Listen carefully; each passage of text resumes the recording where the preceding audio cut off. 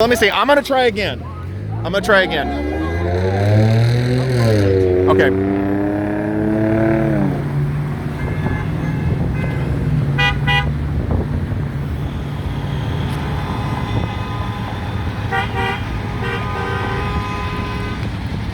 Okay. So I've tried to ask her why you want to abolish the police, because there's a lot of black voters and black activists that do not want the police defunded. Trayvon Martin's mother supports the funding of the police. Now we know that Trayvon Martin's life was taken in that altercation with Zimmerman. Okay, but even the mother wants police to remain funded. And the whole BLM movement supposedly started over Trayvon, right? So it's kind of in conflict. Would you not agree? What do you think? That's fine.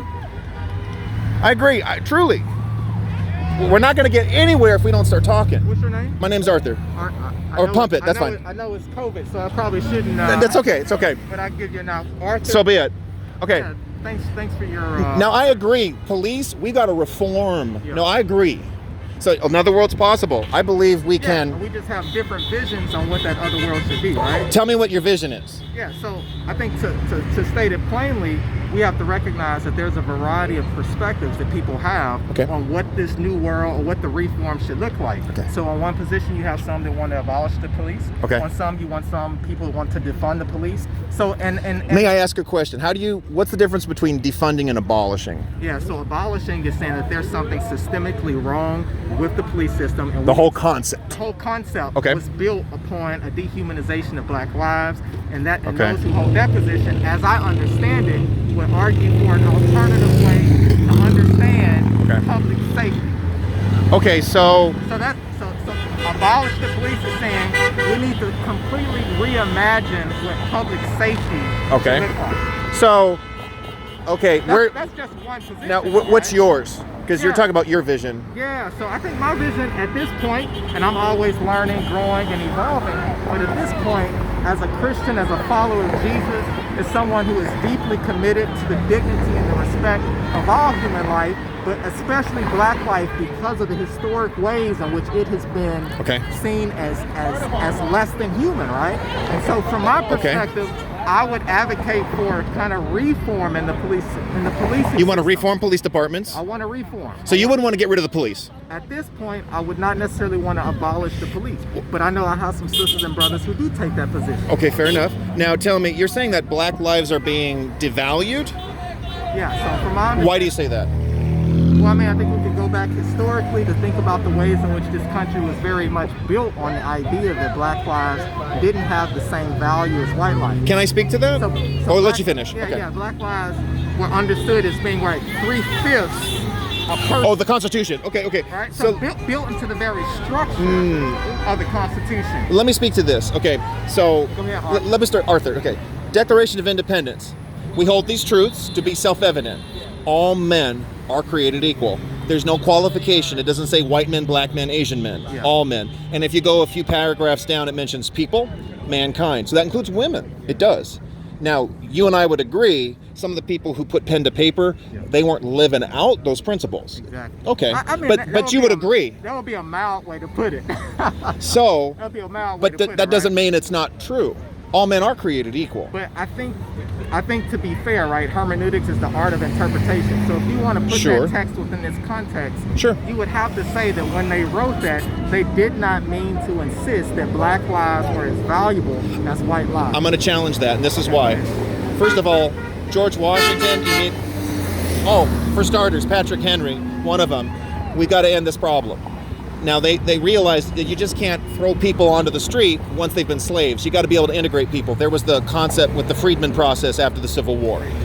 The framers, they saw a world that no longer had slavery. They saw it as a dying institution. They wanted it to be that way. Even though some of them owned slaves. Okay. But it was a dying institution. They wanted to see it gone. Okay. So there's that. Second of all, you're right. Some people, they didn't live up to it. They realized, look, if we want to stop this slavery institution, we got to do it as a country. If there were two countries that had emerged, the southern states, believe me, it would have gone from bad to worse. You know why? They had a vision, a globalist vision. Don't joke. They were going to take over Cuba. they were going to take over Mexico. They were going to go all the way down to the tip of Argentina and make slavery. That was their plan. No joke. Yeah. But let me. So I'm just wrapping up. Go ahead, And Arthur. I appreciate that.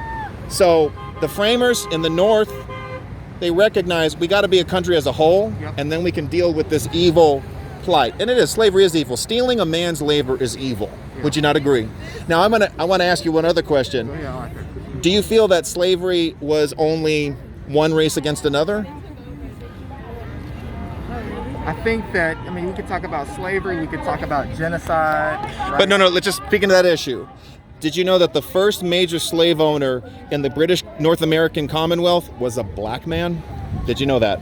I mean, slavery did exist. But here in the Let U.S. me finish. Okay, sorry. Yeah. I got to listen to you. So slavery did exist on the African continent, but It did. But slavery existed in the ancient world, right? Yes, it did. And Roman society. You're right. But we're talking about a different kind of system Okay. when we began to talk about slavery. Because this was a slavery that wasn't, I mean, in the ancient world, for example, in Roman society, anyone could become a slave, right? I mean, if you lost, Do you want to move this way a little bit?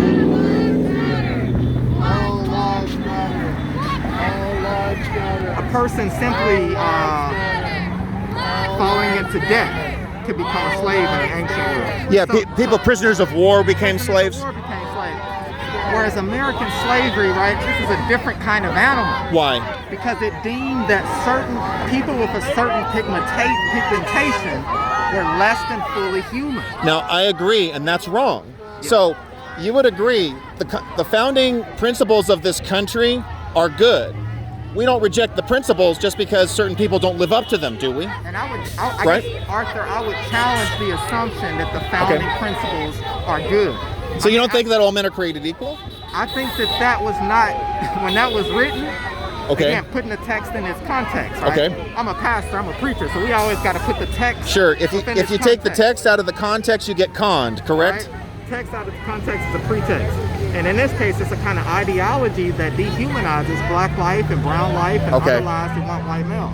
Okay. And so I would argue that those people who originally articulated what we call the Constitution did not understand all men to include black people. So I can affirm, I don't have the sources at my fingertips right now. John Locke, who articulated that it's a biblical principle. God made man and woman.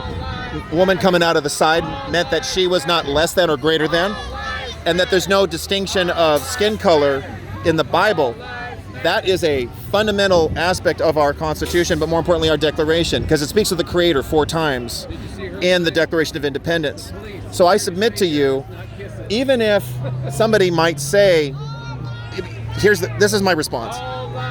If it was not supposed to be, if it was only supposed to be white lives or white male lives, he would have written it. There were free blacks. There were black Americans that helped pass the Constitution.